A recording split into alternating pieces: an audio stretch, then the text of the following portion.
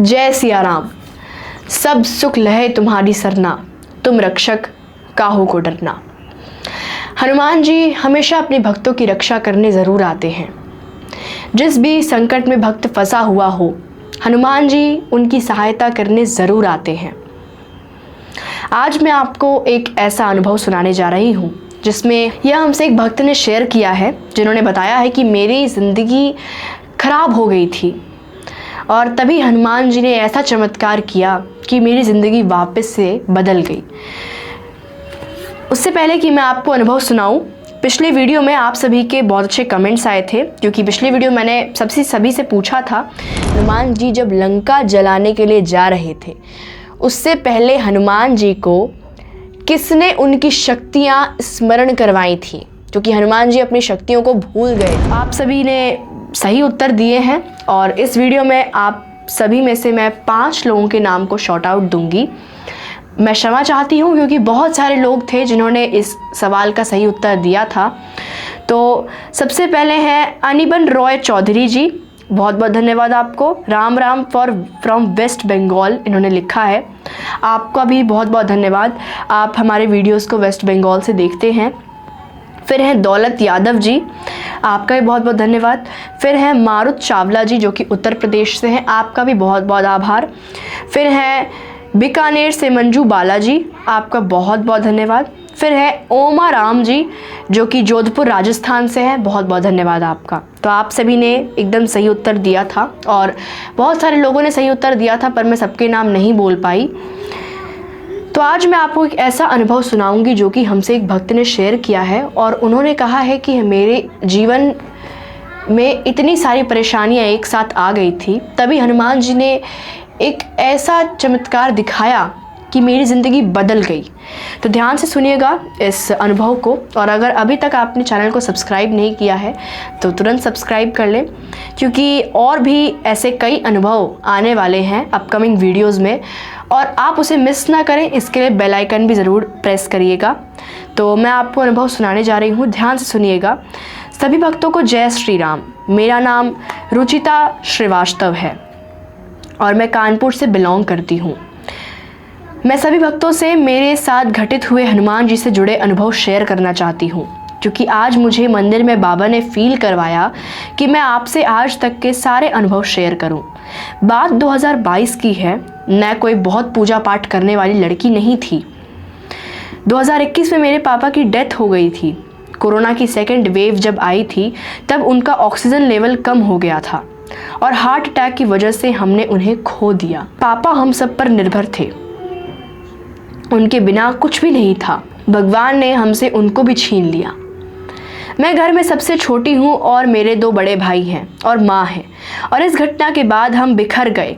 पूरे घर का माहौल बहुत अजीब सा हो गया था।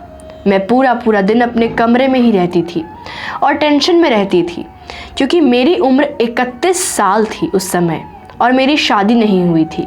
उस टाइम हर तरफ बागेश्वर धाम का बहुत शोर था, पर मैं उनके हर वीडियो को इग्नोर कर दिया करती थी। बात है 31 दिसंबर 2022 की, जब मैं अपने घर के पास वाले हनुमान जी के मंदिर रात को गई और वहाँ हनुमान चालीसा का पाठ किया और पूरा मंदिर खाली था, कोई नहीं था। मैं प्रभु के सामने दिल खोल कर रोई और अपनी सारी परेशानी प्रभु से कही और उनसे कहा कि मेरे पापा नहीं हैं, आज से मैं आपको अपने पिता स्वरूप मानूंगी। जैसे ही मैंने यह बात बोली तो पता नहीं कैसे एक फूल मेरी चुनरी में आके गिर गया। इसे देखकर मैं बहुत रोई और बस बाबा की भक्ति में डूब गई। हर चीज़ उनके नाम से शुरू और उनके नाम से ही ख़त्म करती हूँ। उनका हर उत्सव मनाती हूँ। ऐसे बहुत कुछ है उनके बारे में, क्या क्या बताऊँ।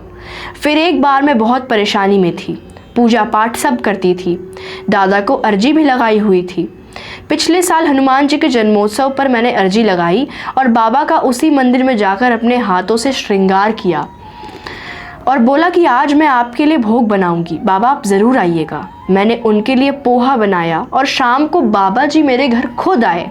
मैं क्या बताऊं आपको, जब मेरी अर्जी लगी तो मुझे नहीं पता कि मैं कैसे बागेश्वर धाम गई घर वालों के साथ, वो भी 24 घंटों के अंदर ही अंदर। शादी जो इतने टाइम से नहीं हो पा रही थी, धाम से लौटते ही 24 घंटे के अंदर ही फिक्स हो गई।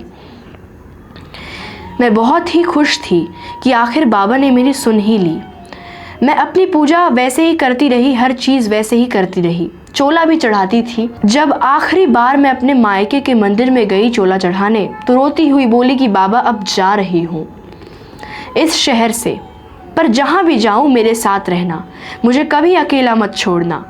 फिर रात को जब मैं सो गई तो मैंने एक सपना देखा कि काले वाले हनुमान जी बहुत विशाल रूप में एक समुद्र किनारे उगते हुए सूरज में मेरे साथ टहल रहे हैं और वे मुझे बिल्कुल अपनी बेटी की तरह साथ लेकर चल रहे हैं। मेरी शादी लास्ट नवंबर 2023 में हुई है गाज़ियाबाद में, जिस दिन मेरी शादी थी। और उस दिन आखिर में घर से निकलने से पहले मैं घर के मंदिर में गई और प्रभु से बोला कि बाबा मेरे साथ चलो, मुझे डर लग रहा है।